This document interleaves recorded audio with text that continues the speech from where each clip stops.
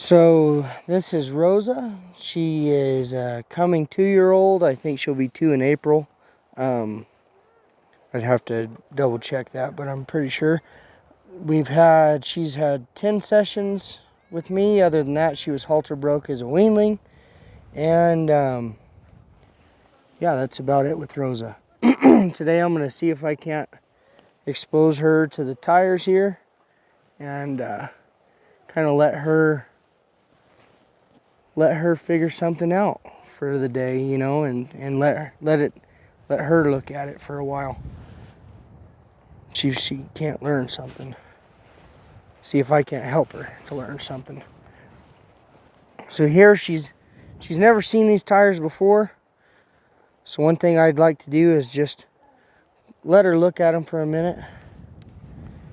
Bring her attention over here, maybe rub on them for a minute until Myrtle, get out of here.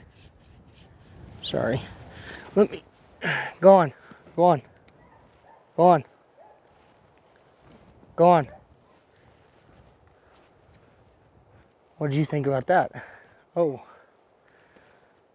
See, here she's trying to communicate with me that she's not too sure about that. It's okay that she's interested in saying hi to me. I'm not gonna say, oh yeah, you're bad now. I won't let one nibble on me, but I will let them say hi. Okay, now that we're back here, bring her attention over here to these tires. There, her ear went towards the tire. I really try to focus on their mind more than anything else. Her attention left. I brought it right back here. Because usually wherever their mind is, that's where their feet are going to go. Actually, not usually, always. Wherever their mind is, that's where their feet will go. There, her mind went back over here. She's given me a lot to work with here. Like I said, I'm here after I let her play around for a minute. And she just picked up a stick. You see. Okay. Rosa, you want to cooperate today? Yes. Okay, thank you. Anyways, here in a minute, we're going to ask her to go, and here we go. Good. She offered that. Here, like I was saying, here in a minute, we'll ask her, but one of the big things, like I said, I try to focus on their mind first, and then their body will follow. And here, well, what I'm going to do is that stick bothered her just a little bit, so I might pick it up, and I don't want to make her move away from it. What I want to is show her I see that she had some concern there, and I'll take it away.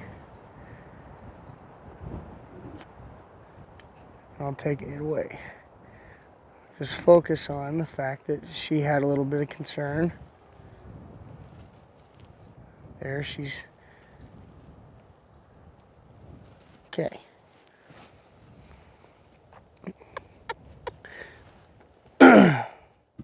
Oh, good. And both of those questions I asked, she already knew the answer to. She already knows how to send from the 2 weeks, and she knows how to stop. And so there, I was able to control her feet and her, because I was controlling her mind. I was not like Jedi mind tricks or anything like that. Just knowing that I've got control over where her mind is right now. Therefore, I've got control over where her feet are. So let's try to get her to step up there. Good girl, Rosa. She is. She's one that I'm gonna possibly show later on, and this is all very important to me, that when I go outside anywhere, that they can handle just about anything. I don't want to get to the show and everything fall apart because I missed the foundation. I'm going to ask her to go ahead and step over, get off. Good. She sees something up there. I'm communicating to her that I see that she's looking up there. It's all about communication. Trust, communication, consistency.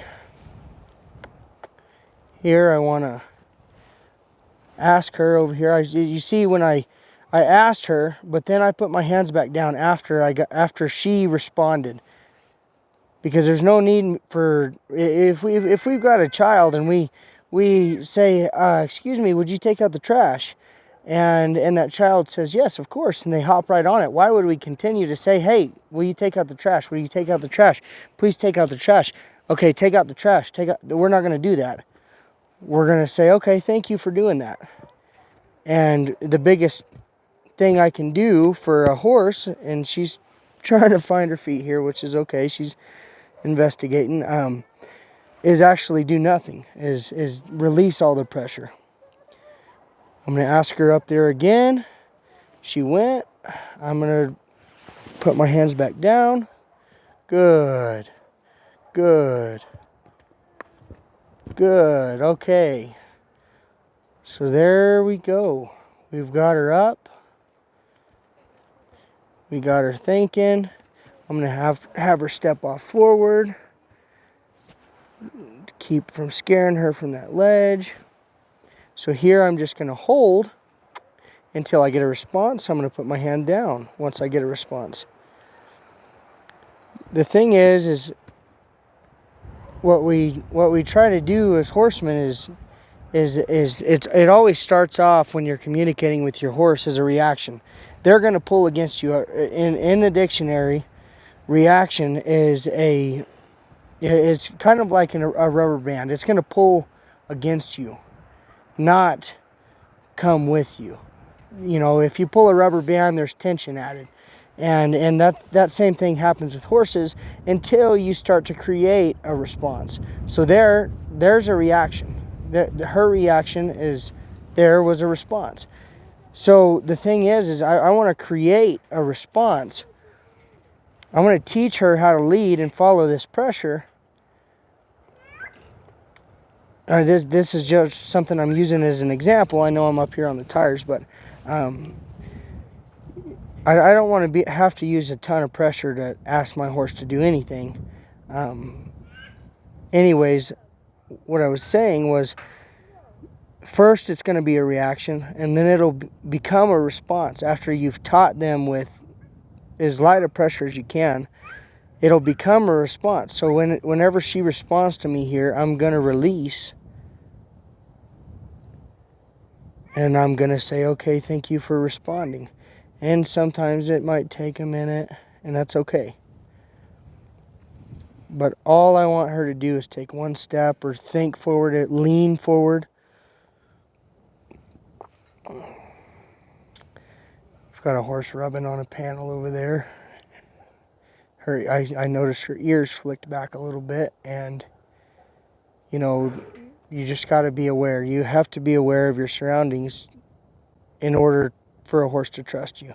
If you see a group of Mustangs in the wild, they're going to be with the ones they can trust, I can assure you. They'll be with the other horses that they know and trust, and they're not just going to break off and every horse goes with every other horse. That's not how it works. They pick their bands and they stick together.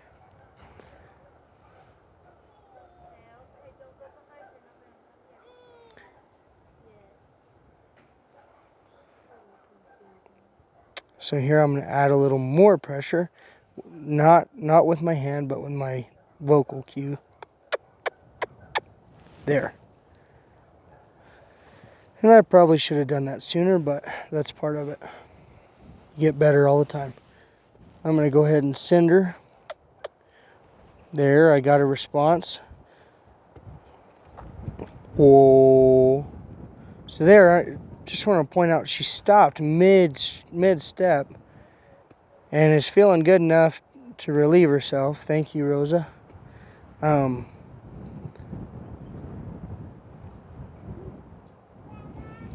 Another thing I'd like to touch on is whenever you start getting a response after, say, 15,000 attempts, 15,000 practice runs, it becomes an involuntary response.